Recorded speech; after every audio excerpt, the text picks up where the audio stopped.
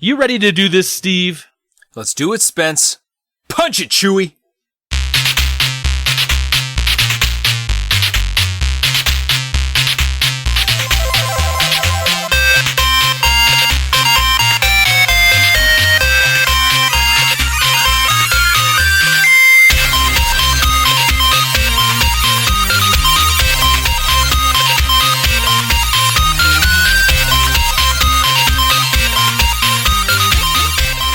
Welcome, super friends, to the Fortress of Nerditude podcast, a safe place to talk about all things in nerd and pop culture. I'm Spencer Stapleton, and my co-pilot, as always, is Steve Madura. Good evening, folks. Welcome. We're two best friends. Despite being fathers and husbands, we just refuse to grow up. Thank you for joining us. This is episode number 35. We release every Thursday morning on iTunes and Google Music, and occasionally Stitcher. Nice. You know, we always do this whole thing with the number thing and whatnot. I was eating at Portillo's this afternoon for lunch, and they have this cute little thing that they do. It's a little shtick that anytime they call out a number when your order's ready, they're like, number 35, come and get it while it's alive, or I don't know, whatever. Kind of like the bingo thing? Yeah, I guess. Yeah, it's kind of like a thing that they do, and so I wonder if they use the same ones over and over again, or do they have to think of new ones? Oh, I'm sure they use the same ones. Maybe they have them written on the back of their hand. Do you have something prepared, or are you just like talking about this and like, no, I have to come up with something off the cuff? No, just talking about it and wonder 35, episode 35.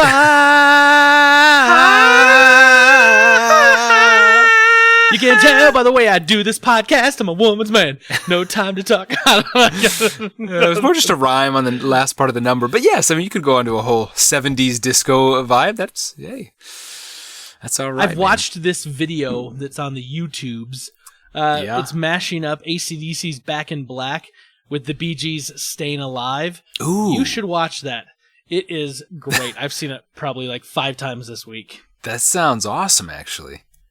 Yeah, it sounds awesome. It's because it's got the da da da da da da da hey da da da da da da da da da da da da da bum bum bum bum. You can't tell by the way I use my walk. I'm a woman's man.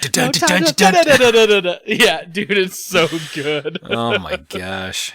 Check it out. Imagine like them both on stage. Like, wouldn't it be awesome? Like have some like concert mashups to be like, hey, Slayer's gonna be playing with like Juice Newton.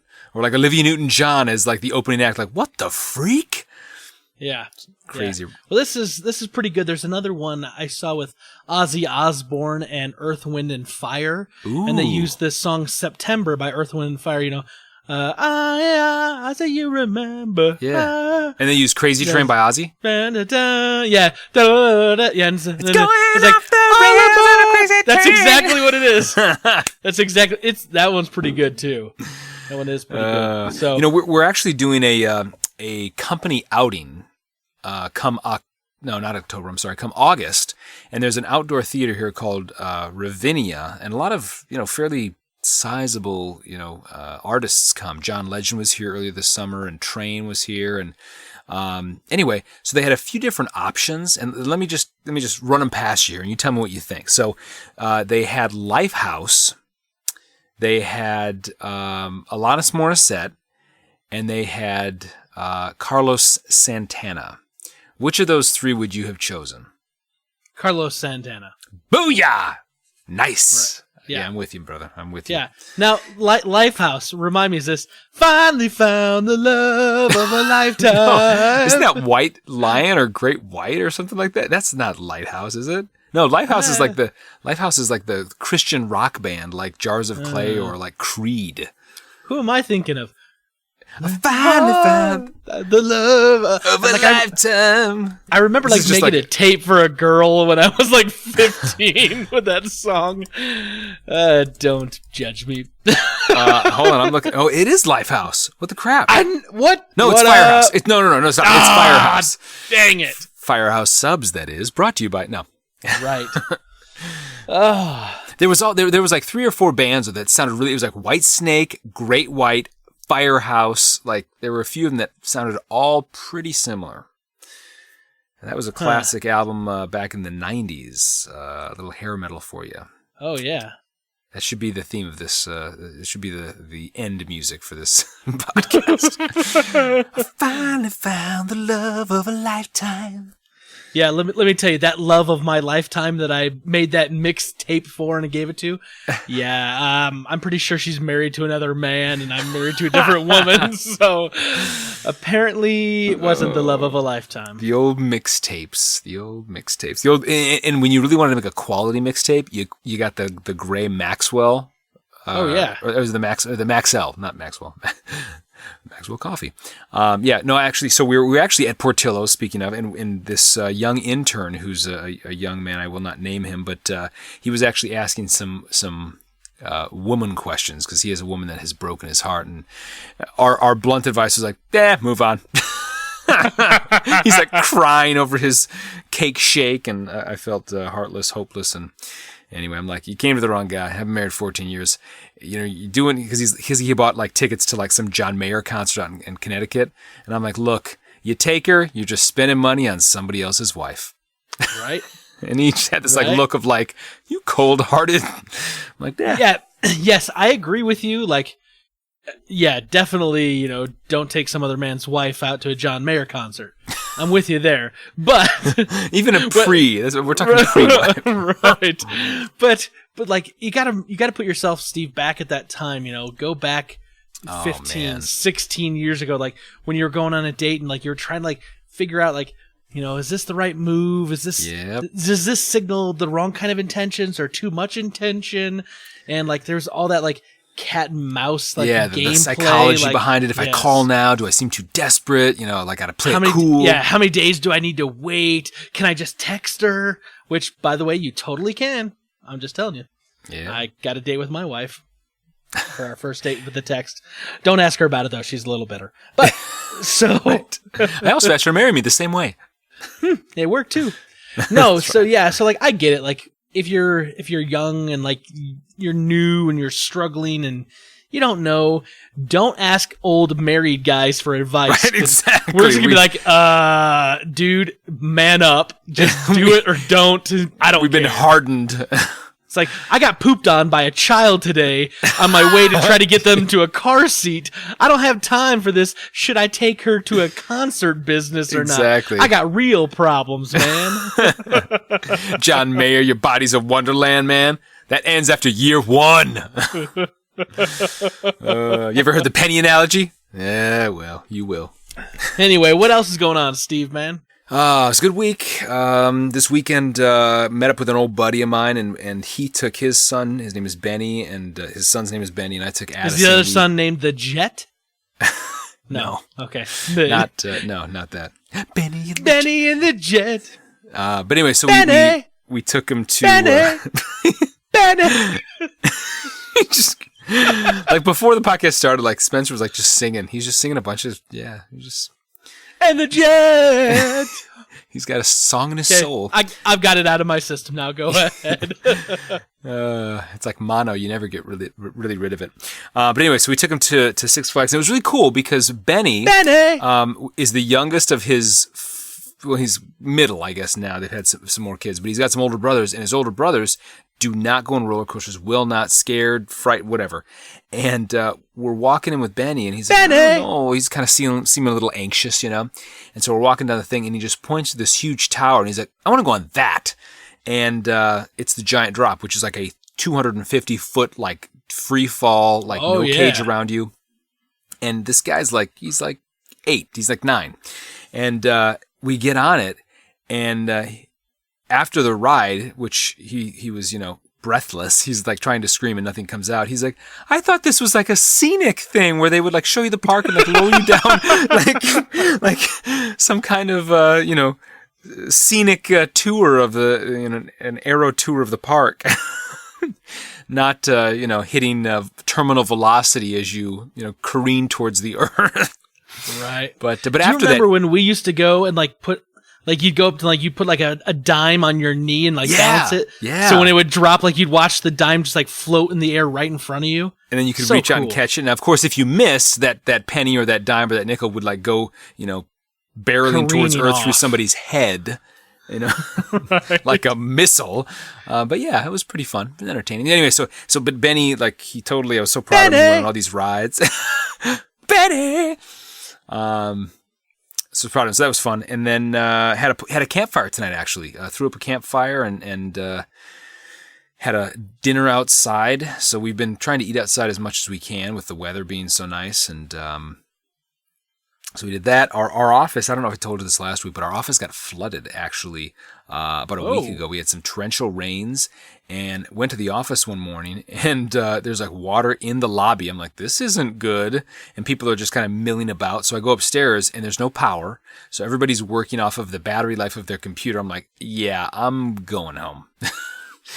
And anyway, so we had to try to get people back to their homes because there were a few interns. We've got like 5 summer interns, and we're trying to drive them back to their houses. And it was like, took like an hour to go like 4 miles because there was like, this was flooded, that was flooded. I mean, it was like Power out everywhere, right? yeah. Power was out everywhere. It was interesting. So, but anyway, yeah, things are good, man. Things are good. Work is busy, and happy to be with you, man. And you got to hang out with Benny. And Benny and the Jet. Benny! Man, I'm doing well. So today is actually a state holiday here in Utah. It's Pioneer Day, where they celebrate the pioneers that went across the plains and settled the territory, which eventually became the state. So because of that, you might hear some fireworks going off behind me, and I will do my best to edit them out. But there's no promises because my neighbors are crazy and they just light off fireworks. You know what's kind of funny about that though, Spence, is like, we have fireworks for obviously the 4th of July, and there's obviously some kind of like connection to, war and the bombs going off and the all the rest. So it seems like more continuity to, fireworks equals 4th of July and vice versa. Pioneers, I don't really see that. I see as like, you guys should sew some bonnets. Just an excuse to celebrate. And maybe, pull some hand carts as a celebration or something. Get some blisters. Hey man, why do they dye the river green on St. Patty's Day in Chicago? Because they can. Because they want to celebrate. It's the same crap. It's tied to... it's not. It's just people wanting to celebrate. It's the same stuff I hear. Well, happy Pioneer Day to you. Well, thank you. We actually today, since it was a state holiday and I didn't have to work, we took the boys to go see Despicable Me 3. Oh, nice. And how was that? I'd like to tell you that I enjoyed it, but I slept through most of it. So, like, best 11:50 nap I ever spent. Well, since it was a matinee, I think it was like $7. But oh, nice.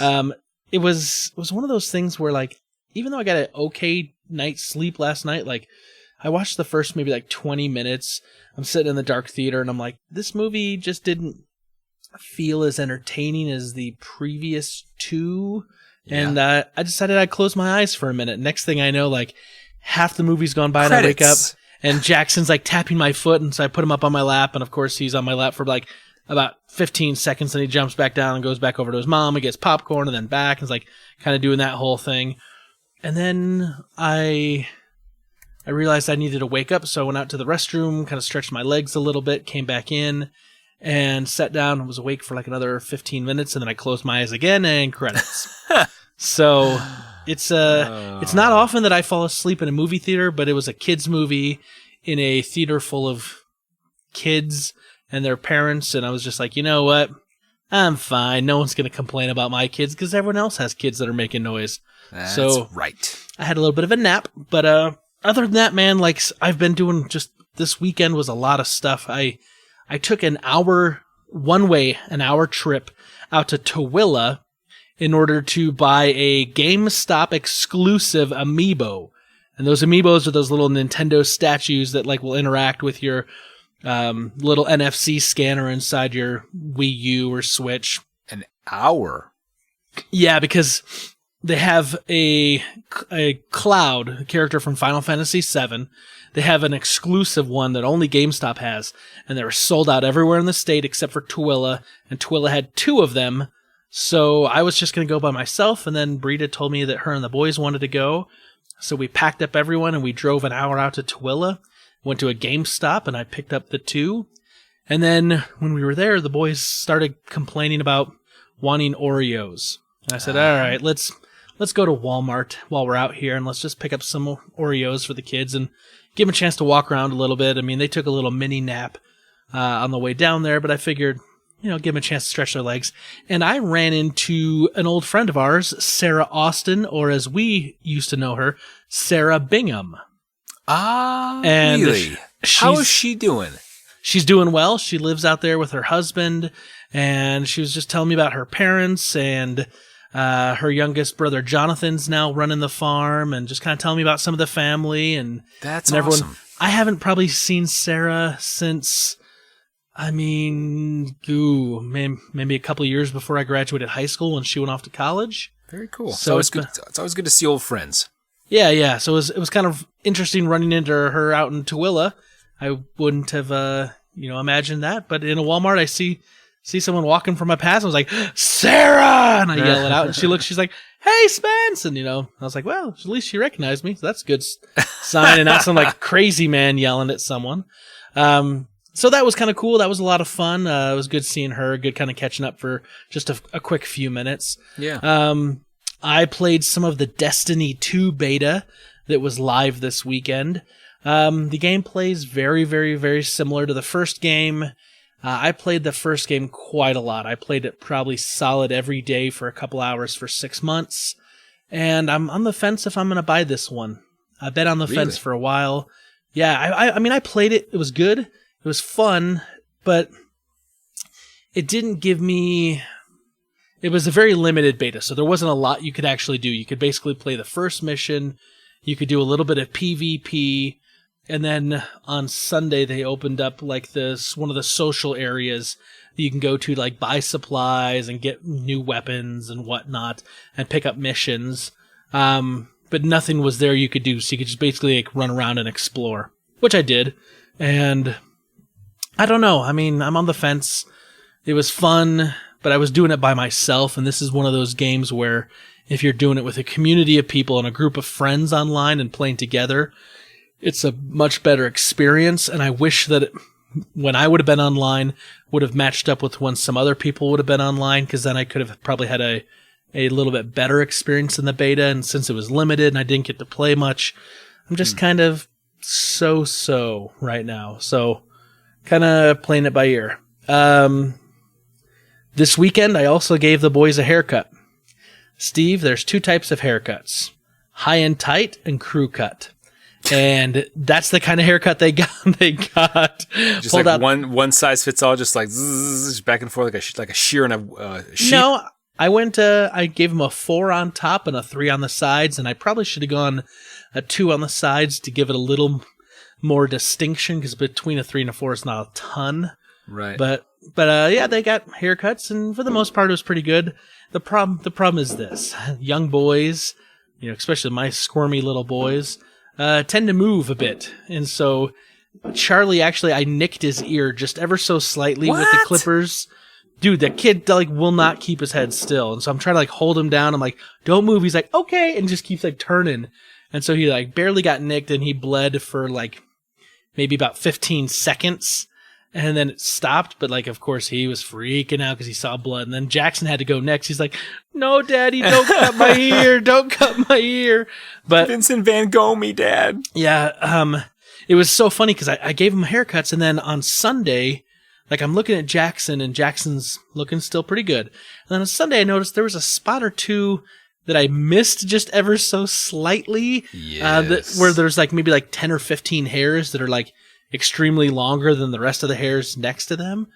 And so Charlie, at one point, he wanted to go out and get a drink of water at the water fountain. So we went out there and said, hey, buddy, can I fix your hair? And he says, yeah.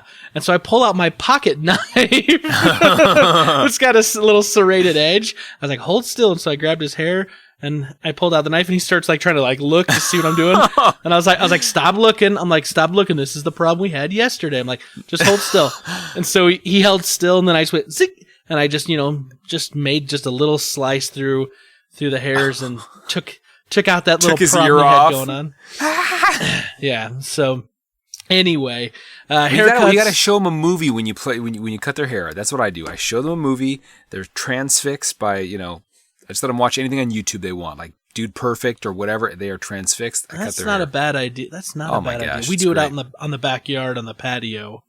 Yeah, but I've done it in the garage, we basement, backyard. We always give them a popsicle afterwards. So typically, doesn't really help during though. Doesn't really do a lot for the during. No, it's more just a future reward. Jackson, who's the squirmiest, actually set the best for me.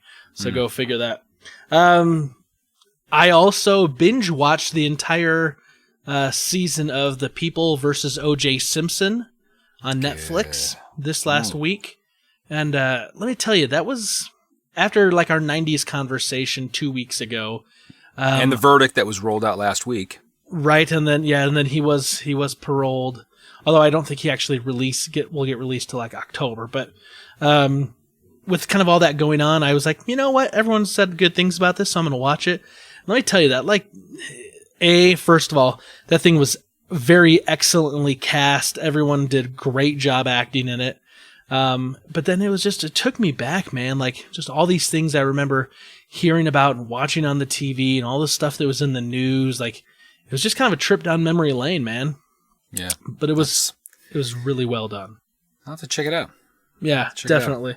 And then the last thing is that you remember how I've been telling you for a little while that I'm curious about getting into Dungeons and Dragons and, trying to find a group to play. Right. Well, there was some talk on the Married to the Games podcast this last week about it. Someone asked a question and they were talking about it. And so they were talking about Dungeons and Dragons just for a quick minute or two. And some other people just kind of reached out and said, hey, I'm kind of interested in that. I've never played. I was like, yeah, me neither. And so now there's a little small group of us that are kind of talking about, trying to see if we can find a way to maybe play online and get a little group together and try it out and, see what it's all about. So that could be happening. Well, the feds will be knocking at your door before long, I think, as we... Right? As we read in that article, yeah. Because we're going to be peddling cocaine and whatnot. Mailing bombs to people and... Yes. One other thing that I forgot to mention is I showed my sons Goonies for the first time. They'd never seen it before. How did that go? Yeah. It was... ORV. Yeah. Bullet holes the sides, man. Shut up, chunk. It was really good. It was awesome to watch it. My older son Carter loved it. My younger son had to leave the room a few times. Too scary. Yeah, the sloth when they're in the basement of the restaurant and he's chained to the wall, and before he becomes the lovable, kissable, pirate-bearing Superman shirt donning. Yeah, he's frightening. So Addison left and he's like, I'm like, Addison, come back down here. It's not scary. So he got under the blanket and he's like, just let me know when it's over. And of course, at the beginning he's screeming and yelling and all this. Yeah. So, but at the end he's like, he seems really nice. I'm like, yeah, he's nice. He's kissing Chunk. You're gonna live with me now, Sloth. So anyway, they really liked it though. They liked it, and but you always forget how much language there is in any movie. I'm just like, dude. So I had the remote trying to pause, and Addison's like, why does it keep going on mute? I'm like, I don't know, buddy. Just some glitch. That is true. So. You may want to hold off on Top Gun for a while. I'm just saying the last 20 minutes, if you close your eyes and you're not looking at anything, you're like, dude, all they're doing is cussing nonstop. Yeah. Just saying. Yeah. So anyway, Steve, glad your week was good. It was a good week. I have a little something special for you. Really? Do tell. As I told you last week, I believe, we bought an Instant Pot. And we made some mac and cheese in it the first meal.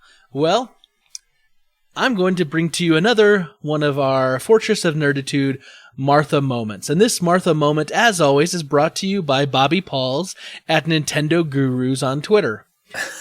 So, for those of you that would like to cook a pot roast in your Instant Pot, here's what you do. I took a frozen pot roast, and I put it into the Instant Pot. I covered it with water completely. I added 2 packets of onion soup mix, a little beef bouillon, and a pinch of salt, and I cooked it at high pressure for 75 minutes. Then I did a quick release on the pressure. I opened it up, added in quartered potatoes, chopped celery, and a bag of chunky baby carrots, and cooked it again at high pressure for 40 minutes. Did a quick release on the pressure, and serve. It was delicious. It fell apart. It had a wonderful taste, and the whole house smelled like this glorious pot roast and onion, celery, carrot concoction. It still smells like that. It's delicious. So anyway, this Martha moment on the Fortress of Nerditude is brought to you by Bobby Pauls at Nintendo Gurus on Twitter. Very nice. Very nice. Well done. So total cook time was an hour and 55 minutes? 75 and yes. 40? Yep, about an hour and 55 minutes. Okay. But I mean, that was from frozen. Like if I cooked it from like a thawed pot roast, it would have been probably half that time. But I was going from completely frozen. So, I mean, you figure in under 2 hours of cook time, because it takes some time to build up the pressure and get to pressure, right? Yeah. And it takes a couple minutes to release pressure, even on a quick release.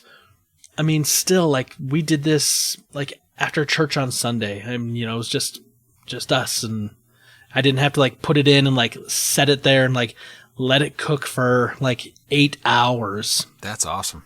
So... Well, I'm flying out to take a test run. Good. My next curious thing that I'm going to try is mango with sticky rice. Ooh, very tasty. Very tasty. Cool, man. Well, keep them coming, man. We're the old-fashioned cooker that takes 72 hours. So we just cook it for 3 days, and then we're on to it. So cool.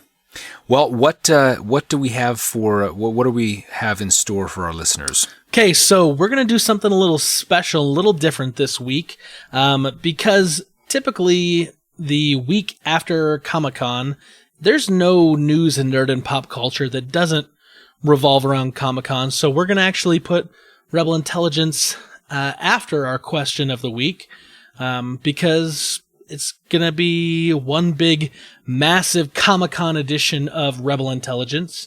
So let's just jump into the question of the week from last week. Last week, awesome. We had our movie club, and we asked you what you thought at the end of Inception. Is Cobb dreaming, or is he in reality? And we got some responses. And so I'm going to start, first of all, on the emails with Peter Christensen. Nice. Dear nerds, you have now been incepted. Follow-up. Steve, I've seen you run for trains plenty of times. I also had a terrible experience in Toledo, no skeezy motels, but we couldn't find food anywhere, not even McDonald's, not a local diner, not even a convenience store selling Twinkies. So those listeners in Toledo, let us know what's going on, man. Yeah. We're a little worried. He says, my take on Inception is that he ends in a dream. Exhibit A. Even really rich Japanese businessmen can't change U.S. criminal code and law enforcement with one phone call and 5 minutes notice. Exhibit B. Michael Caine, the professor in Paris, was waiting to meet him at the airport in Los Angeles. Did they let him in on their plans, and he flew to L.A. just in case? Which I think actually in the movie he said he was flying back to the States when he met him midway through. Just as a little side note. I don't remember. Exhibit C, at the end, the clothes were indeed a little bit different, just like how the carpet was a little bit different to tip off Saito in the opening scene. Exhibit D, the old guys on Yusef's super serum go in deep in their dreams to feel alive, just like Cobb does at the end of the movie. Exhibit E, the huge mob converging on Cobb in Mombasa is just like the converging dream defenses in other dreams. Exhibit F, but although in Mombasa we know they're in a dream already. True that. Exhibit F, they never go into Cobb's dream. They say it's because Maul is dangerous, but it's because, drumroll, they're already in Cobb's dream. Gasp. He says, Arthur, Cobb's close friend, wanted to help him be free of Maul and the torment he felt since her suicide. He assembled a team and created a dream to let Cobb think he was the one in charge. Cobb would have to think this idea was his own, just like they did to Fisher. They incepted Cobb into believing that he earned redemption and that he could safely go home with his children. At no time in the movie do you see the real world. You're living Cobb's dream where his friends plant the ideas that he can be forgiven and get on with his own life. Interesting take. So we never see the real world. That's what he's That's what. So really, wouldn't the first level be the second level, the second, the third, the fourth, the fifth? Maybe. All right. Anyway, yeah. So I mean, like, some of his points, like, I could see maybe, but some of his points, though, there are some holes. Like, obviously, like, I do remember him saying, like, the professor, you know, his father-in-law, saying that he was going back to the States, so he would be back there. And Right. I do know people have brought up the, you know, a rich Japanese businessman can't change the U.S. criminal code and law enforcement with one phone call. However, here's my thing. We don't know if he was, I mean, we don't know that he was ever arrested or that he was ever anything maybe more than a person of interest or a suspect in the death of his wife. So we really don't know, like, what's going on. This could just be like a DA still, you know, needs to subpoena him or, you know, bring him in for a grand jury, and maybe he has pull with the DA. We don't know. Here's something else I did think about, just going back for a second. I know that there's technology that can determine whether or not someone is pushed out of a window, someone jumps out of a window, or someone just falls out of a window. And it has to do with the physics of, like, how far the body goes and where it lands in proximity to where that window is. Really?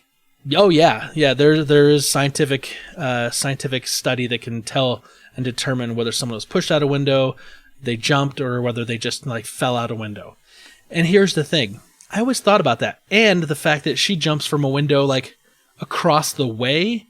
Like, wouldn't that also be curious? It's like, oh, there was this huge fight in this one apartment, but she jumped from across the way. That is one thing that I always thought. Like, she's all the way across the, that's like the science of that just to me isn't going to add up. And so maybe it's the circumstantial evidence with all the other stuff she wrote, she put in with her lawyer, and the fight and whatnot would look really bad. But, you know, in a matter of time and, you know, whatnot, the truth could come out. I don't know. Just saying. Yep. Yeah. It was meant to have some plot points, I think, to keep us talking. So keep talking we shall. Let's jump over to Facebook. Caleb Albers says, I just want to start off for apologizing for last week's epic fail on the answer on my part. My parents were very strict on what I was and was not allowed to watch. All the 90s shows like Pokemon or Teenage Mutant Ninja Turtles were not allowed because they were too grown up for me. As for my explanation of Baywatch, it would turn on and I just never changed it. So no harm, no foul. He says, secondly, I think Cobb was in reality at the end of the movie. But I think Christopher Nolan was really smart in making it shake just enough to put a little doubt in your mind. He's talking about the top, right? Right. He says, this movie has kept me up many nights trying to figure it out, and every night I fail. This movie is all types of complex, and I feel like it's going to stand the test of time and blow the minds of all who will watch it.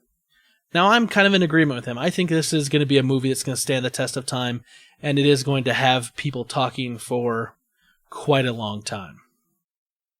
Yeah, no, I which is really why we chose it. I mean, I think that it's one that it was a groundbreaking idea, and it was cinematically, it was, you know, visually stimulating. It was something that had never been done before. But then, you know, to have an ending like that just keeps us talking. I think it will be around for a long time as well. I think it'll be one where people look back on saying, you know, that it was different, yellow, different. Nuprin. On Twitter, the geeky nerd at dspin67, his response, who is Cobb? I was like, Nice. Deep. It's really deep. Okay, and then our last one. This is from Eric Gifford, my brother-in-law. And he says, it's irrelevant. He's committed to where he is, and he's not looking back at the mistakes of his past, which he finally dealt with and overcame. And that is probably the best answer. I definitely know it is it's what Christopher Nolan wanted you to get from this movie. That whether or not he's in reality or not, it doesn't matter because he's made his peace with the decisions he's made. He just wants to be happy, and whether that's happy in the dream world or happy in the real world, it doesn't matter to him. He just wants to be happy and move on. And so I I definitely think that's a perfect answer. It's definitely what the director wanted us to feel. But I'm still going to say I think he's in reality. He is happy and he's moved on, but I still think he's in reality. Yeah, but I do like Eric's comments, though, that really doesn't matter. But it matters enough to answer, so let's get on with it. Right. Thank you, Super Friends, for your answers this week. We do appreciate that. We love interacting with you guys and being able to get your opinions on some of the things that we're talking about and that are being talked about out there in the greater wide world of nerd and pop culture. Right. You guys can always reach out to us on Twitter at Ford of Nerd, Facebook at facebook.com/Ford of Nerd, or email fordofnerd@gmail.com. Steve. Yes. We got some super friends.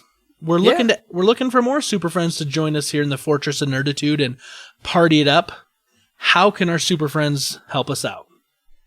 Yeah, they can rate us on iTunes, so the Fortress of Nerditude isn't as hard to find as 2 tickets to the Fortress of Nerditude attending next year's Comic-Con. You know who you are. Call us. Make it happen. All right, Steve, Very cool. Let's jump into our favorite part of the podcast, man.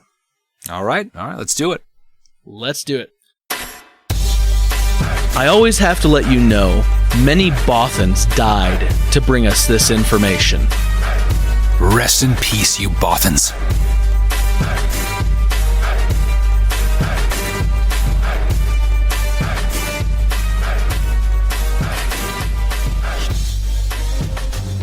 Okay, so Steve, this is a supersized Comic-Con edition of Rebel Intelligence. Oh, yeah. And there's so freaking much to talk about. It is a cornucopia of there's so much good stuff. Yeah. So where do you want to start? Here's the thing. Well, I just want to start with a little preface. Like, we've talked about this on the Fortress of Nerditude, that we want to be able to get to a place where we can go to Comic-Con and cover the event itself and actually be there. Obviously, we weren't able to do that this year. We're hoping we can make this happen next year. So we're going to give you guys a rundown of some of the bigger news stories and items from Comic-Con this year, 2017. And hopefully with your help and support, we can actually be in San Diego for Comic-Con in 2018. Oh, yeah. So, Steve, where do you want to begin, man? So I think the one thing that is always cool about Comic-Con is obviously, the trailers. They release, never before seen trailers that offer additional insight into the movies that are coming out. And I think that's always the most fun. It's almost like after the Super Bowl to see some of the commercials. It's always the biggest news of the day. And so one of the ones that I wanted to start with, which freaking blew the doors off, in my opinion, was the new Thor Ragnarok trailer. Oh, yes. It was unbelievable. I mean, it was awesome. It was funny. It showed Thor, I think, in just I don't know, from Spider-Man to some of the things that Marvel's doing. I loved just the humor in it. There's one line when Thor and Hulk are sitting, or Eric Bana are sitting after some fight or something like that, and they're talking back and forth, and and he said, yeah, we fought, and Eric Bana's like, well, did I win? He's like, Thor was like, no, I won easily. And Eric Bana's Bruce like, Banner. Bruce Banner, I'm sorry. You're thinking of Eric Bana, the Ang Lee's version of Bruce Banner. That's right, yeah. And Hulk says, that doesn't sound right. And of course they show the scene and Thor's getting like destroyed. But it had a lot of humor in it, and I thought it was a lot of fun. Had some epic fight scenes. I don't know. I loved it. I made me very excited for the show. Here's like something you and I have talked about before, right? They're calling this movie Thor Ragnarok. And right. like in Norse mythology, Ragnarok is actually like a big event. It's kind of the ending of the world, so to speak, and a new beginning. And in the actual story of Ragnarok, there's a character, Fenris, which is this big giant wolf, is actually like one of Loki's like children. And if you saw in that clip, like there's that moment where you see Hulk fighting a giant, huge wolf. Right. And I saw that and that just like made me happy because I was like, at least they're trying to do and bring in some of the stuff from the actual Norse mythology of what Ragnarok is, as well as telling their story with, Thor and Hulk and all of that. Right. So. Yeah. So anyway, I thought that was one of the better trailers that I'd seen from some of the ones that I reviewed. So. I tell you also, I don't know about you, but there's that shot where like you kind of see like Hela and a whole bunch of like demons kind of taking on a whole bunch of like Valkyrie that are kind of like flying together. And there's all these like swords or whatever like flying towards the Valkyrie. Yes, but like the picture reminded me of like some sort of art you would see like depicting like I don't know, like probably Norse mythology or like Greek gods or something of like that nature, like something you could maybe even see like painted like on the Sistine Chapel or something like that. Like it has this really like kind of like old classic artistic feel to it that I thought looked really cool. Yeah, just really detailed. And I was like, can I get a screenshot of that and make that like my background on my computer for a while? I love that Thor also says, he's like, lost my hammer, this week. It's been a tough week. Right. I loved it, man. I'm excited. This is coming out, I think, what is that, November 17th, somewhere around there? I think it's that or around there, yeah. Yeah, so definitely something to be looking forward to here in a couple months. Is that something you think you'd take the kids to go see?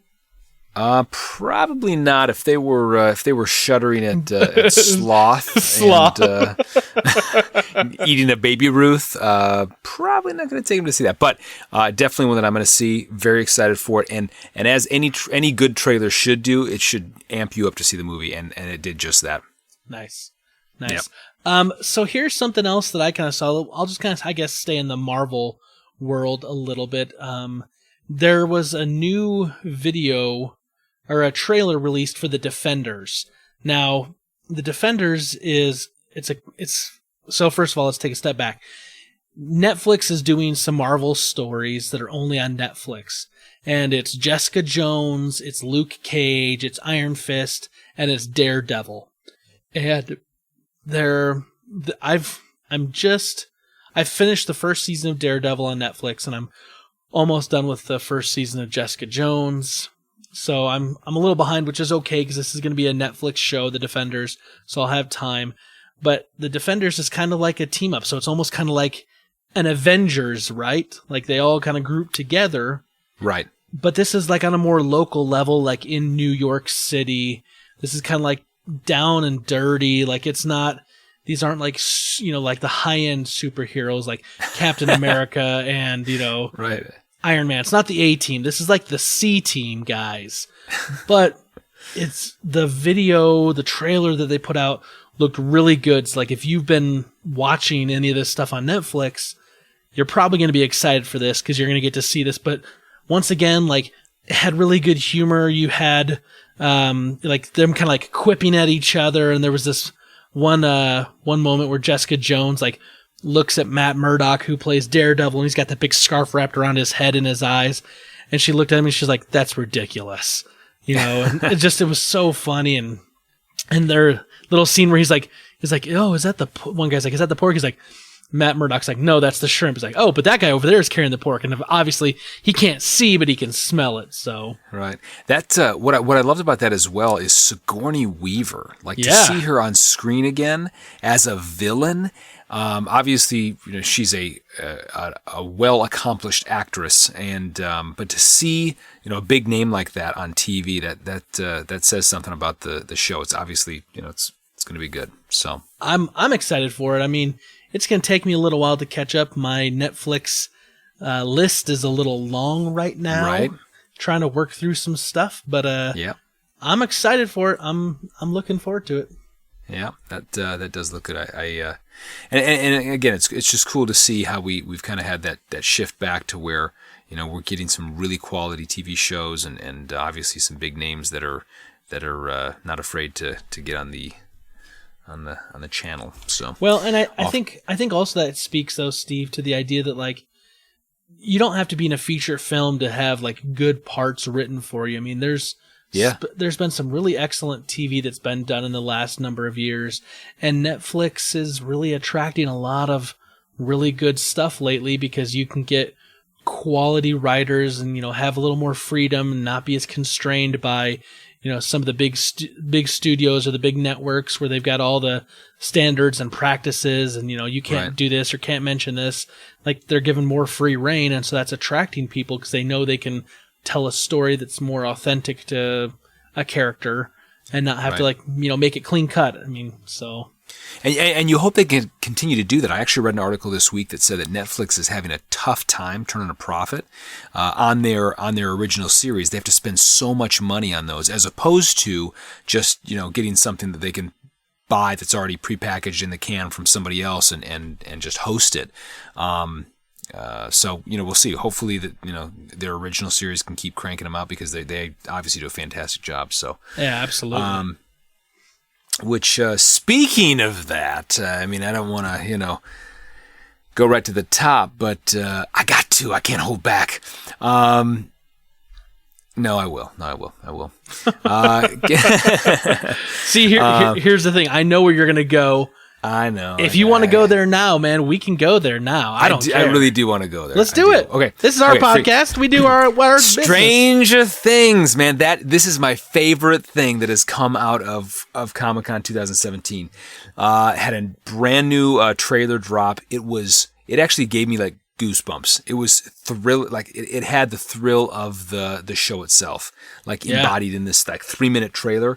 It had some of the highlights. Vincent Price's intro to Thriller, or the voiceover, the voiceover with Michael Jackson's Thriller soundtrack in the background. You had the boys. Hold on a second, which was kind of like a weird like synth version of that Thriller. And what I loved about that is like they never. Like they kept kind of like that part of Thriller they were playing on a loop, because it's got a perfect backbeat to it, and so they're not really gonna let Michael go and just like really let him go into the song, right? Which is good because man, that helps build tension. And in a 3-minute trailer you're trying to put out there, it was perfect. That's all I want to say about the music. And there was tension, right? I mean, there were parts where like I was like, oh my gonna freak, be tonight, like thriller. There's a part where Will, and you see a few times in the trailer when Will kind of has these moments where he's like back in the Upside Down. Right. And so he's playing a video game, and they're like all the boys are crowded around Dragon's Lair, like the old cartoon version video game. Yeah. And then he loses, and he turns around, and then they're gone, right? And suddenly you see kind of the ash or whatever floating in the wind, and he walks out of this arcade, and he sees in the sky this freaky it was just awesome. Yeah. So you see the boys in Ghostbuster costumes, which I love. Right. Which isn't that kind of funny? Like if you look at it's like 3 white boys and a black boy, and it's like it like mirrors the movie perfectly with the 3 white men and the 1 black man. I was like, that's awesome. Pretty coincidental. I like that. And I love that they do all of it very subtly. The way that they do it, it's not over the top. It's not in your face. It's not campy. It's just really well done. I am so excited. I say that I'm excited about a lot of things. Usually I'm lying. No, I'm kidding. No, but Stranger Things I am so excited about. I cannot wait for Halloween. So I think that was the beauty of like where they're setting this one is like it's at Halloween time, right? So they're playing Thriller. They're playing Thriller, which is highly associated with Halloween time. And there's like that one shot you see like a hand like in front of a grave, and then you realize it's like lit up, and you realize it's like in someone's front yard. Yeah, it's like a decoration. Yeah, so you're like getting kind of that feel for it. And they showed a scene with like I can't remember the kid's name. Maybe it's Steve or something. It's like the popular kid, and he's like drinking at a party, and like they're all just kind of like going kind of like nuts and whatnot. And like you can tell there's like this rift between Nancy and like this Steve guy, and like because of kind of what happened, and like he's still trying to like be cool and be with the popular kids still, even after seeing some of the things he saw. Right. And so like. There's all this kind of stuff going on, and they're just jam-packing stuff in, and you see all this stuff happening, and Hawkins, Indiana is about to become the scene of a lot of weird stuff this Halloween. Yeah, man. And you see in the last possible seconds, you see 11. Yep. Put her hand through. Break through from the upside down. Yeah. Oh, man. It was so excited. it was so good. Like, this was one of those things where I've gone back and rewatched this trailer. And if you haven't, you're listening to this and you haven't seen this yet, go watch it now. Pause the podcast, go watch it, then come back to us. I promise. We're not offended. I promise it's worth the 3 minutes to do that. It was so good, Steve. I agree. Yeah. It's probably going to be my highlight of the Comic-Con and all the trailers and everything that was kind of announced. Now, one thing I will say that was really funny, that was a kind of a dovetail into one of the funny things that happened at Comic-Con in Hall H, is that the actress that played Barb, whose name I believe is Sharon Purser, right. She actually hit the panel with the first question out of the gate. She crashed the Stranger Things panel and said, "Yeah, is Barb going to be in season 2?" And everyone's just like, "Yeah!" You know, like, she's become like this internet folk hero. Which of course she would know because she's an actress, and right, if season 2 is releasing in October and she hasn't got a call sheet, that's right. Sorry to tell you. Yeah. That's still funny though. Anyway. Like, it reminds me of a couple years ago when Jason Momoa, who's going to be in the new Justice League and plays Aquaman, like, he showed, because he played Khal Drogo in the first season of Game of Thrones. Uh-huh. And it was like, I think it was during the second season's Comic-Con panel, like, he crashed the Comic-Con panel and, like, got up on stage and, was, talking and whatnot and, like, trying to get the showrunners to bring him back somehow. And it was just kind of funny because it was like, oh, he's like lobbying for his job. Yeah. Which really kind of a funny thing. That's awesome. So Steve, I don't know if you heard this news or saw this, but so the Marvel universe, right, is growing, and they're talking about what's going to be coming up in Phase 4, which will happen after the Avengers movies. They're going to bring in Captain Marvel, so the character Carol Danvers, who was known as Miss Marvel in comics for many, many years, and then took on the mantle of Captain Marvel. She's going to be in her own feature movie, so this will be, I think, Marvel's first. Well, let me not put that, but Marvel's first in the new MCU, right? First female big lead role, and. I know Alison Brie is going to be playing the character of Carol Danvers, and it's going to be set in the 90s, and it is going to have Nick Fury in it, so Samuel L. Jackson will be back, but he will be sans an eye patch. He will have both of his eyes in this movie. Because it was in the 90s. Because it was in the 90s, so this is before he's going to lose his eye. Maybe we'll see that happen in this movie. But it's kind of cool because this is now, like, we've had some movies that have taken place prior. Like, obviously Captain America: The First Avenger took place during World War II, right? So that took place a while back, but everything else has been pretty recent. I mean, starting in about 2008 with Iron Man, everything else that's been after that, has been current stuff, or current at the time. Right. But this is going to be one of the, besides the first Captain America movie, one of the other ones that goes back in time and tells a story from a little while ago. So, be really curious. They released some artwork. I don't know if you had a chance to see it, but they showed kind of what they're looking like for the costume she's going to wear. I did, yeah. It looks pretty cool. Yeah, it looks interesting. Yeah, looks interesting. I'm not. I gotta admit, I'm not that familiar with the character, but no, it looks interesting, and it's interesting that being that they've kind of hit, as you said earlier, kind of the top tier, characters. They're getting to the Defenders and the Captain Marvels and the maybe some of the lesser known characters, which obviously we kind of had that with Iron Man years ago, before people really knew who he was, or many people knew who he was, and there's a lot of stories yet to be told that I think people will really enjoy. This might be one of them. And I definitely think Captain Marvel's a lesser known character to the general public, but to the comic book readers, I mean, Miss Marvel and Captain Marvel, because there was another comic with the character Captain Marvel or Captain Marvel for a long time, starting from like back in like the 50s and 60s, and then Miss Marvel started, I believe, in the 60s or 70s, kind of the silver age of comics. So like these stories have been around a long time. So if you've been an avid comic book reader, you're going to recognize who Miss Marvel and Carol Danvers is. But to the general public, you're not. That's not going to mean much. However, it's going to be a throwback movie. There's going to be ties into some of the other characters we've seen and other races we've seen, particularly the Kree, which are the kind of the main villains in the first Guardians of the Galaxy movie. So, you know, we're gonna start seeing a lot more crossing over happen and a lot more ties to other established MCU properties going forward, and that is exciting because I think you start interplaying more. You can get more things like we're getting with Thor, right? The new Thor movie is really going to be a Thor movie and a Hulk movie at the same time, and so I'm excited. We could see a lot more of that kind of cool stuff.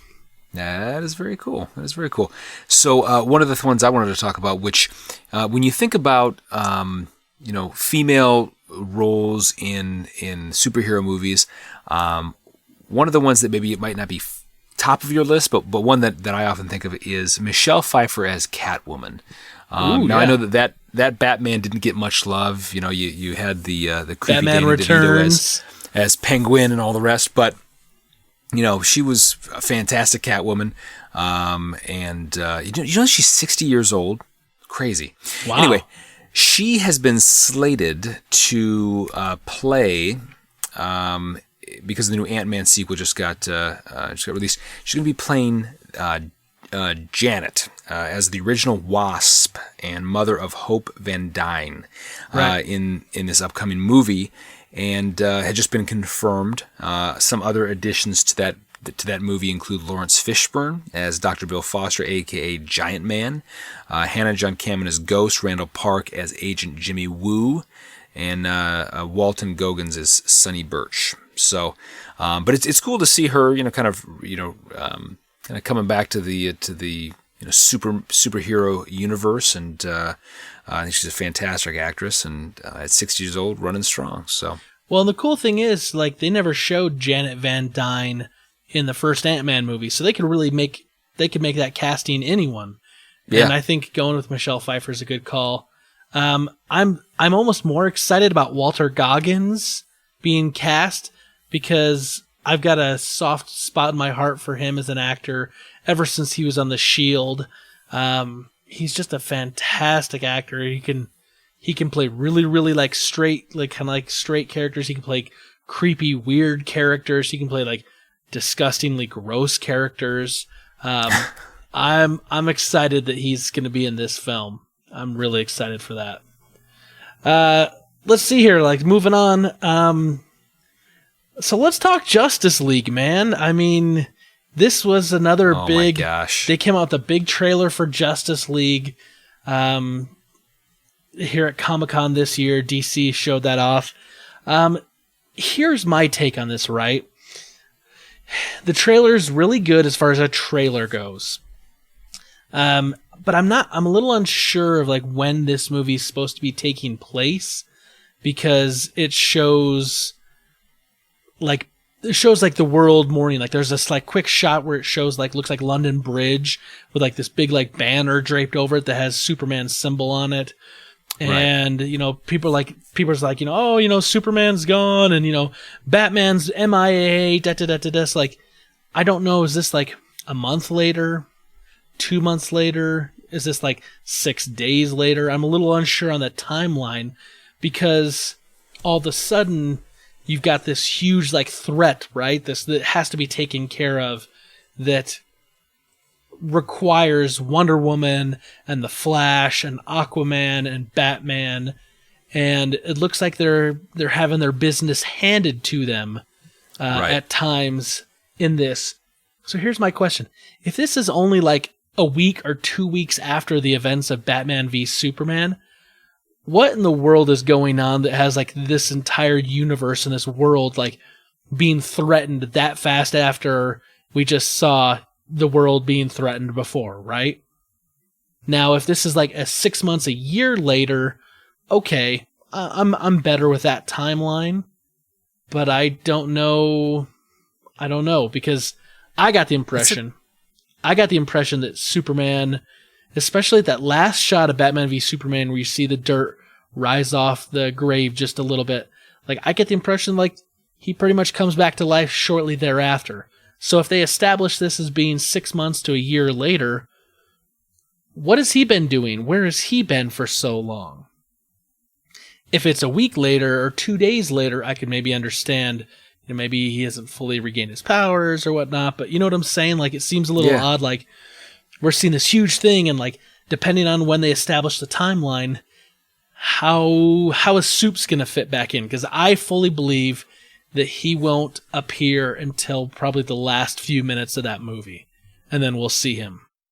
Well, and I was going to ask you at the end of the trailer, you see not Commissioner. You see Alfred when he's working on. He looks like he's working on a car or whatnot, and suddenly there's some kind of noise that takes his attention away from what he's doing and whatnot. And he's like, they said you'd come back, or they said you'd be here.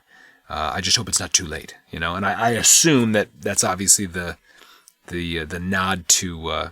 To Superman's return. But yeah, I would imagine that probably takes, obviously based on his comments, takes place later on in the movie. And there's also a line in the voiceover saying, what are we going to do? There's no Kryptonian to protect us. There's no lanterns. Oh, right. And they said that, and I was like, whoa. I'm like, they're talking about the Green Lantern Corps, and we haven't even established in the DCEU the Green Lanterns yet. We haven't established the Lanterns and the Green Lantern. So is that a nod to like them just kind of acknowledging that this organization exists so that we can get a Green Lantern movie, which we know DC has in the works? Or are we going to see a Lantern show up in this movie? I don't think so. I really don't think we see a Lantern show up in this movie. That'd be a jam-packed movie that I think that they would want to play their hand a little slower than that. You would think. Yeah. And we talked about that we have. Or maybe they're just trying to play catch up. Maybe they're like, you know what? We gotta jam everyone in. It'll be like the Lego Batman movie where the Joker hires every single villain to come and help him out. Man. Is that even a thing? Google it. It's worth a Google. Yeah. It's worth a Google. It's worth a Bing. So what do you think? The Justice League trailer, did it make you more excited for Justice League? Definitely. Same or less? No, I would say more. What it made me most excited about is actually, and I wasn't as excited about it, and I know that this probably pains you, but Aquaman's presence there. Like I felt like the trailer really highlighted him, and I was like, man, he does look pretty bad. Have you seen the trailer for Aquaman? No. You should go watch that if you haven't seen that, because like the trailer for Aquaman has me more pumped for Aquaman in that film than the trailer for Justice League does for Aquaman. I've seen so many trailers. Maybe I have. But anyway, so I thought that the trailer was really good. I thought that we'll see what happens though. We'll see what happens with the future of some of those stars. I know that there was something that I know that we wanted to talk about with regard to. I can't even bring him up. Batfleck. Let's talk about Ben Affleck, because here's the deal. He really was the star of Batman v Superman. Like, he really carried that movie. Right. Like he was really good. Harvey was just kind of bland, right? Yeah. Just kind of cold, just kind of there. So Ben Affleck, there's all these rumors going around that he's going to drop out of being Batman. And, I mean, if you put two and two together and you look at it this way, you may get this, right? He was brought on to be Batman, and he was promised, maybe not promised, it's a little iffy, but that he was going to be able to direct the next solo Batman film, and he was going to get to write it. And both of the writing credits, like him and Jeff Johns, who's running DC, wrote a script. That's been tossed out by Matt Reeves, the current director. So he was replaced as director, and now his script has been tossed out. And a lot of people are thinking that means he's, super unhappy and he's going to leave. And let's be honest, Ben Affleck, while maybe not the greatest actor alive, he has won Academy Awards, and he's won them for writing and directing. Right. So you have an Academy Award-winning writer and a director who's also going to be starring in this. So people are kind of putting two and two together, thinking maybe he's going to be unhappy and maybe he's going to leave. But he pretty much kind of denied that. I mean, it wasn't a complete denial, but don't you think he kind of denied that somewhat, or maybe tried to put that rumor to rest? If you listen to what he says, though, I mean, I didn't actually watch it. I only read it, which you can infer tone. We all know that. Sure. But his quote is this: "I'm the luckiest guy in the world. Batman is the coolest part in any universe, Marvel, DC, anything. I'm so thrilled to do it. It's blanking amazing. I still can't believe it. Everyone at the studio tells me I'm their Batman, and I believe it. And Matt Reeves? I'd be an ape on the ground for Matt Reeves. I'm blown away. It's an exciting time in the DC universe. I'm excited to be Batman." I don't know. It just seems like very forced to me. Very like, yeah, it's great, and I like it, and it's great, right? And Matt Reeves just did do that last Planet of the Apes movie, so he did like a trilogy of those. So like he's nodding, saying like, I'll do anything that Matt Reeves. He's like, if he wants me to be an ape on the ground, I'll do that. So like, I can kind of see how some people are going to look at this and say, yeah, that's him trying to squash that rumor, deny it. And I can see other people saying, yeah, he really dances around it. He doesn't come right out and say it. Which would lead you to believe that he's leaving. Right. So, I think based on kind of how everything's played out, I think that he would probably take a bow and to be honest, I mean, who wants to do a role forever? You do a few movies, he's moves on to other things. Right. So. Yeah. So we'll see. I mean, here's the deal: if you are an actor and you sign on to do one of these big superhero, big budget, tentpole summer type of movies, if you're one of the big guys, Batman, Superman, Spider-Man, Iron Man, Captain America, right? The big A-list superheroes. You sign a multi-picture deal, right? And you get paid quite a bit, and usually you get like points on the back end. So if the movie does really well, you earn bonuses basically for how well it does. So a lot of these actors will take this kind of a gig because they know A, it's guaranteed money, B, it's guaranteed big money, and usually gives them a chance to fund like smaller projects that they want to do, pet projects, independent films, that sort of thing. Infomercials, yes. Right, yeah. Hi, my name's Troy McClure. You might remember me from such films as Batman v Superman. And yes. the child's schoolhouse picture, How to Become a Bill. You're like, what is going on here? Exactly. Right? Yeah. I just think that he's he's become a studio controlled item. So he wants out. Maybe. That's my opinion. Maybe. But I think we've spent enough time on Mr. Affleck, so it's time to move on. So talking again about Ben Affleck, no, I'm just teasing. So here's something else that's like really cool. Flash. Have you seen any more of the Netflix? It's not Netflix, but the DC's Flash on TV? No, I haven't. You should get back to it. But here's the cool thing. We all know the Flash is the fastest man alive, right? And he's so fast that he has the ability to go back in time or forward in time. So in the Flash comic book series, and they did this also as a plot line in the TV show, at some point, Barry Allen as the Flash goes back into time and saves his mother from being murdered. Mm-hmm. And when he does this, it changes everything in the future. And it has far-reaching impacts, and that event is known as Flashpoint.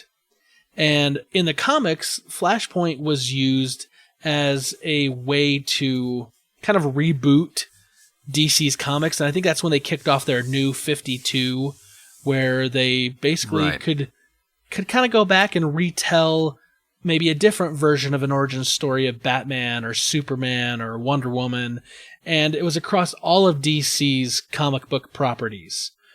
And that Flashpoint storyline really was what kicked that off because it affected everything. And so it looks like the movie version of The Flash that's going to come up and come out, in the next few years could be adapting the Flashpoint storyline, which is very interesting because then it essentially could give DC the ability to reboot some of their own movies, or potentially maybe not reboot, but like go in a different direction. Like they could change things that have happened. So let's say, for instance, now that Jeff Johns is really involved there, they're really not happy with the way Superman is being portrayed. The Zack Snyder, maybe it's too dark. Maybe they don't like, that kind of Christopher Nolan feel that, was added when Christopher Nolan got involved. Like, right. They could, after the Flash movie, do a Man of Steel movie, Man of Steel 2 or Man of Steel 3, whatever it is at the time.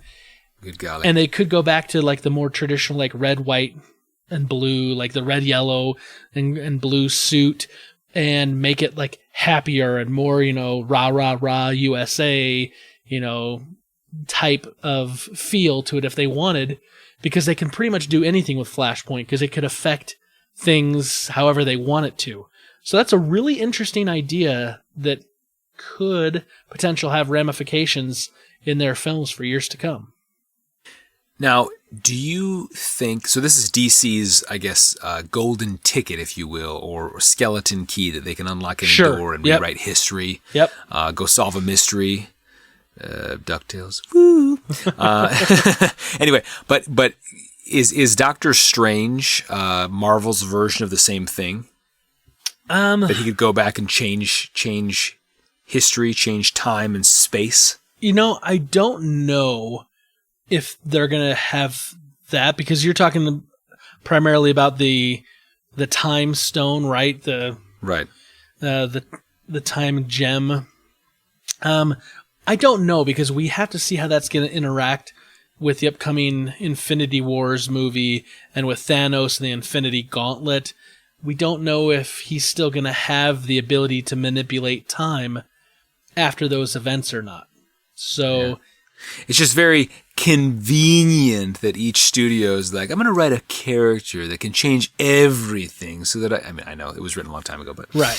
And you got to also look at it this way. Like in comics, imagine you've been telling Spider-Man stories for 40 years. Right. It's really hard to have Peter Parker still be in high school or in college or just right after college for 40 years. That's a long timeline. So they've got for a smart kid, man. He was an idiot. Right. You're like, man, he was in high school for 18 years. Many people go to college for 9 years. They're called doctors. So, yeah, but you know what I'm saying? Like, you've got to have a way. It's kind of like what we talked about with Doctor Who. You have to have kind of a way that you can, like, reset something, and so you can go back and kind of like, okay, now we're going to, like, wipe the slate clean, and we're going to start with some new script writers, some new story writers, and tell unique stories. And that's kind of what the Flashpoint storyline was in the comics. But it wasn't just a way to retell some different Flash stories, but it gave them a way to like reboot and do everything across the board at the same time for DC. So, I mean, that's a fairly recent development. I'd probably say within the last maybe 15 years that storyline happened and changed in the New 52. But, it's not, in the comic book world, it's not that surprising. So we'll see what it does, though, with the movies. It could be really cool. It could be, it was done really well, I think, in the DC TV show of The Flash. So we'll have to see what this movie looks like. Very cool. Very cool. Well, one of the other highlights of Comic-Con was apparently they had a DuckTales panel. Yes. With some of the actors, the voice actors that are going to be playing some of the parts, and it wasn't just a bunch of concept art that they showed. They showed some of the some stuff with regard to the new show coming out, but they featured Gizmo Duck, Megavolt, the Beagle Boys, Magicia Dispel, and then, of course, to what they called rapturous applause to Darkwing Duck. Yes. So a little woo. I tell you, DuckTales and like Darkwing Duck, man, like that's my childhood. Like I loved that stuff. Well, apparently it was a lot of people's childhood because there was like huge fan base there. I mean, they were actually a little blown away, but yeah, they had quite a following, and there's actually a pretty sweet video about they asked David Tennant to do a little Scrooge McDuck. Right, I heard that. It was so good. So it's awesome. It's awesome. So, what do you think? Is that something Anyway. like that's something like I'm totally on board with like getting my kids to watch, not necessarily the ones we grew up on, but like this new one that's going to be starting this fall. Like, right. I think that's going to be kind of cool because my kids can be like, hey, we watched, DuckTales,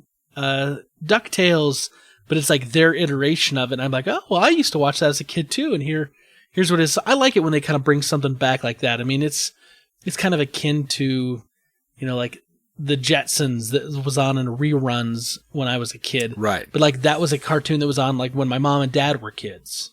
Yeah, Flintstones or something like that. Yeah. Yeah, same thing. Looney Tunes. Or like showing your kids Goonies. Right. It's the same thing. Right. It's more enjoyable for me than it is for him. Something else that's kind of Disney themed, which I was kind of surprised that Disney had much of a presence at Comic-Con this year since they have their big D23 Expo the weekend before. Right. But they also Disney showed video from the new Big Hero 6 TV show. So basically they took the characters from the movie and they're going to do a TV show that's going to be coming out, I think, this fall on Disney XD. And I tell you what, man, that looks so good. It has like the humor and the heart of the movie. It totally does. And yeah, I mean, I thought there's a scene. I think that this is the shot that you watched or the clip that you watched. But there's a scene where they're like chasing some bad guy down some like a tunnel or something like that, right. Like a railroad tunnel, and they're doing some heat seeking, and Baymax is like, there's a heat sensor up above it or up in front, and it's something about like is it a furnace? He's like, do furnaces move? He's like, not usually. And then that's like yeah, it's a just big very train. matter of factly. Yeah, it's a big train coming at them and whatnot. But yeah, it definitely embodied the definitely the heart and the nice kind of play back and forth between Hero and Baymax. I'm excited to go back to San Francisco. I mean, my kids love that movie. That. My kids love that movie. They've kind of moved off it, right? Because they kind of go in like spurts where right now they're watching Tarzan a ton. What? Yeah, like Phil Collins, like the 1999 Tarzan. You'll be in my. That's the one. Matter of fact, it's so funny because like Charlie's like, Daddy, I'm Tarzan, and he jumps down onto the ground and walks on all four, but he curls his fingers in, so he's walking on his knuckles. And then Jackson's like, Daddy, I Tarzan, and he jumps down, and they just jump around and they make noises and they pretend that they're Tarzan. But I'm excited for this Big Hero 6 because it might be a chance to jump off Tarzan and jump off some of the other things we've been seeing a lot of lately, but then get them kind of back into the Big Hero 6 because I really loved that movie. I mean, I've seen it now multiple times, but like it just had a lot of heart and it seemed like a really good story, and like it was funny, and it was I love that movie. And I felt like it was, to me, in this way, it feels like a Toy Story movie where it's made for kids, but it's also made for adults at the exact same time. But they don't make it so like, hey, like, here's only a joke only parents would get because it's kind of a double entendre and kind of dirty. But the kids aren't going to think it. They're just going to think it's like a fart joke or something. It's not like that. It's just, it's meant to play to all audiences without feeling like generic and bland. Like it had a real good kind of message and was really well done. And so this thing looks a lot like that, and I'm excited for that. Yeah. Yeah, and it's good as well. Like when you see quality cartoons, we were standing in line at Six Flags, and we were watching like Bugs Bunny or Tom and Jerry or whatever, and I was like, they don't make cartoons like that anymore, right? Like, and they're starting to, but it's like sometimes they just crank out this this computer animated crap, and there's no story to it, and the writing is just horrible. And you can tell just from this little clip from Big Hero 6, the writing is really well done. Yeah. So I'm excited for it as well. Good. Me too. There's hope for our children. So speaking of hope, I saw the video, the trailer that was released for the new Star Trek Discovery STD. And what is it? Star Trek Discovery, or as I call it, STD. I thought I missed that, but no, I got it. No, you got it. Let me tell you something. This trailer did not give me a lot of hope for this show, and I'll tell you why. Star Trek typically, Gene Roddenberry. I was about to say George Lucas. That would have been bad. Gene Roddenberry had a very strong idea that Star Trek is supposed to be a utopian society. Now, that doesn't mean that we always have, like, clean cut everything. There's been some really kind of, like, stories that have been done that are, really heart touching or really gritty, or, a big comment on, the social standings of certain peoples or things going on, geopolitically at the time. But there's always a feel to a Federation starship and to the uniforms and kind of what's been embodied in all of the shows and in all of the movies. And it's kind of hard to really put your finger on it, but you know it when you see it. And I watched the trailer for the Star Trek Discovery, and it feels dark, and it feels gritty, and there didn't feel like there was any, like, hope or optimism in the trailer. Nothing that would feel like a telltale, hey, this is something Gene Roddenberry would endorse or support. And maybe I'm wrong. Maybe that's just my interpretation of it. But they showed this whole thing, and at the end, they kind of, there's a shot where they pull back and you see, like, the Star Trek emblem, the Federation emblem, like, carved into the sand. Like, people are, are putting it there as kind of like an SOS. And they pulled away at the very end, and they, like, kind of did this reveal where they flip over an image, and it's the Federation symbol. And I looked at that and I went, this doesn't make me feel, like, excited or proud. Like, I'm not getting that, like, swell of emotion inside of me. Whereas I've seen other trailers for some of the Star Trek movies or TV, and, like, they show just a shot of, like, the Enterprise or a version of the Enterprise, and I go, oh, it's the Enterprise, and I get, like, excited. In the end, they end, and then maybe show the Federation symbol, and it's identifiable Star Trek music, and I'm just like, yes, and I have this, like, super excited feeling. I had none of that. None. And I don't know what's going on with this thing, man. Yeah, I actually felt like it was almost very melancholy. Like, at the end, like, I felt the same way. And then the whole feel of it was very dark. It was also just, it was hard to follow. It wasn't, trailers should have some kind of, you should be able to get at least a high level sense of maybe just some kind of the story or something. I understand this is a TV show, but yeah, it was just kind of a mishmash. Yeah. You got the Klingons and I didn't care for it much either. The main actress, though, it seems like she's a good actress. I did take that away from her. Like, she seems like a good actress, a good lead, but the overall feel I just didn't care for. I think the main actress that they were shown in that trailer was I think her name is Sonequa Martin Green. She played on The Walking Dead for a number of seasons. Young African-American actress. She kind of has like short black hair. Yeah, she's excellent. I mean, just an excellent actress. Once again, though, this trailer, though, just, for me, it was definitely a miss. Now, the other thing, and I saw a lot of people talking about this online, a lot of people are really, really worried because they're going to show the first episode, the pilot, on CBS, and then it goes behind their paywall to their CBS All Access. Right, which you've talked about. And a lot of people are saying, like, hey, if this thing is, really big and popular, and it does good numbers, like really, really good numbers for the pilot, and then their numbers are horrendous behind the CBS All Access paywall, people are thinking that CBS may cave and may put it back on network TV. Be a way to send a message. I agree. Here's the thing. I want to see it. It's Star Trek, and I love Star Trek stuff, even though this trailer doesn't look good. I've decided no matter what, I'm not going to pay for CBS All Access just for this one show. I may be one lone individual, but I'm voting with my pocketbook, and I'm saying I'm not going to pay for it as much as I would love to. I think it's ridiculous to pay for a single show in this manner. So. Yep.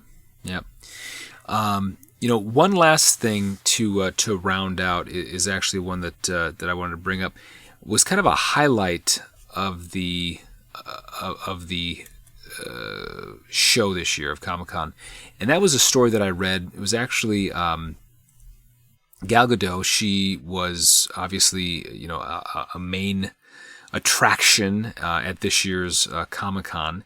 And there was a little story that I read, just a little snippet, where there was a fan that came and was getting an autograph signing, kind of a fan meet and greet, and she got a little emotional, and she started to cry, and Godot just took her by the hand, reassured her that everything was okay, and even offered her a spot on the Justice League when she was ready for it and stuff. And I just thought it was kind of a cool story that these people that play superheroes could actually, be somewhat heroic in real life, and everything that I've read about her is that she's just a sweet person, very humble, very just, kind of almost soft-spoken about everything. So I just thought it was kind of a nice way to end, but just...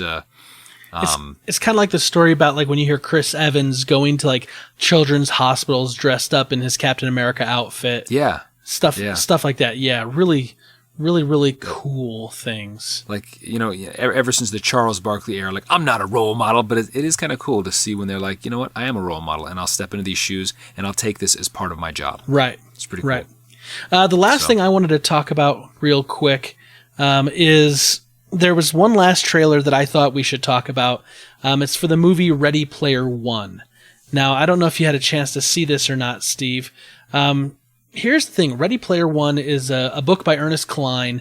It's packed full of 80s nostalgia because it takes place in the year 2045. And in that time period, everyone goes online to what's called the Oasis. It's kind of like a virtual reality, and people go to school there, and people work in the Oasis, and it's kind of like the center hub of everything in society. And so in this book, the creator of the Oasis dies, and he creates a big kind of like a scavenger hunt to find clues. And if you find all the clues, you're going to inherit his fortune, which is $80 billion or something like that. And he was a huge lover of the 80s and pop culture from the 80s. And so the Oasis in the book Ready Player One is just chock full of all sorts of crazy amounts of nostalgia. This book is one of my favorite books. I really enjoyed it. It's not my favorite of all time, but it's one of my favorites right now because it was different. It was refreshing. And they dropped this trailer, and I watched the trailer, and I identified certain things that I remember from the book. But then there's definitely other things that I saw that are not in the book whatsoever. There's that big kind of car chase scene you see towards the end of that trailer. Right. That is not in the book, so I have no clue what this is or what they're going to bring in. And I've known that they've changed a few of the more minor characters, some, and they've added a character or two, changed a name maybe. So they could be kind of taking this their own way and kind of doing a little looser adaptation and not a strict interpretation of the book.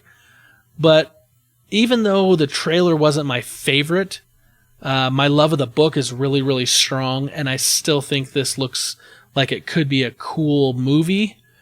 But the trailer, in my opinion, they should have hired the people that did the trailer for Stranger Things Season 2.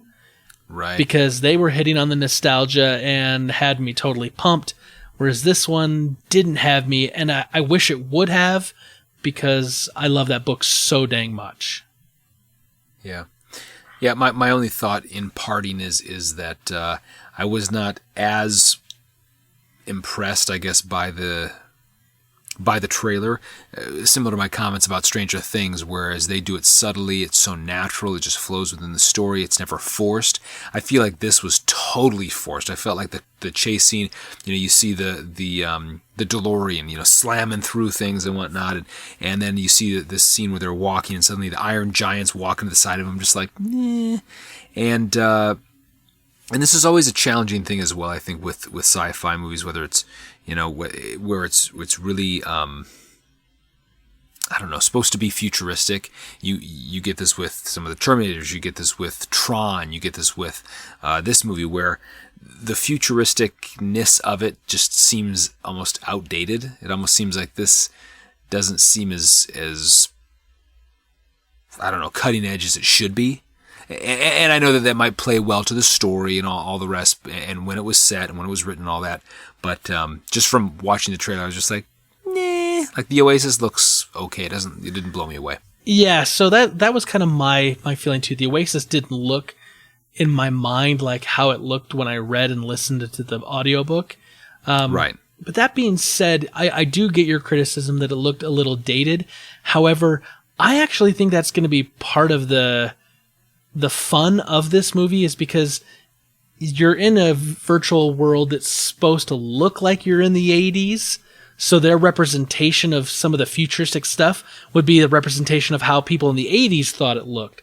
And so right. So you're kind of like going back in the future to be back. Right. And so I definitely think that could play into the story pretty well. You haven't read the book, correct? That is correct. I never learned to read. Well, that's okay. Have you ever used Audible, the audiobook service? Yeah. Mm-hmm. If you have an Audible account, let me know, because we can talk offline. Because I think I've got the book, and I think I can probably share it with you, and you'd be able to listen to it. I think it's only about maybe 15 hours total on audiobook, which isn't too bad, but it is totally worth a listen. So cool. I think you'd definitely very, very, very much like it. But Comic-Con, obviously, we can't talk about everything that happens on the podcast because it's a 4-day con. And I mean, there's comics and there's all this news about comics, and there's cosplay and competitions that go on. And then there's the movie stuff, and there's stuff for TV. And so we just kind of cherry picked a bunch of stuff that we thought would be really interesting, stuff that we were interested in and seeing. And, that's kind of what we did to cover Comic-Con. Hopefully, like we said, next year we can go, and then if we're there, maybe we can do some, live streaming of it through Facebook Live or through Twitter. But then definitely have some, in-person impressions on some of this stuff for the podcast. But I want to ask you guys, our listeners, this is going to be the question of the week. What did you think was the big thing? What was the big thing for you that came out of Comic-Con? What are you most excited for now after seeing all the news and all the trailers and all the concept art from Comic-Con 2017? Let us know on Twitter at FortofNerd, Facebook.com/FortofNerd, or email fortofnerd@gmail.com. Steve, what do you think? What was the big thing for you? It had to be Stranger Things. Loved it. So excited. So pumped. Can't wait to see it. That's mine. Boom. That's, you know what? That's mine too. I mean, it really, the trailer was so well done. It had me just so stoked. I will say a close second though, or if I had to pick something other than that, would probably be the Thor Ragnarok trailer. Because I thought that one did a really, really good job. But yeah, definitely Stranger Things season 2 for me. Yeah. So anyway, that's what we think. Let us know what you think, and we'll talk about it next week. Once again, Super Friends, thank you for joining us. We love spending time with you every week, and we wouldn't do this if it wasn't for you. So keep it coming. May the Force be with you, always.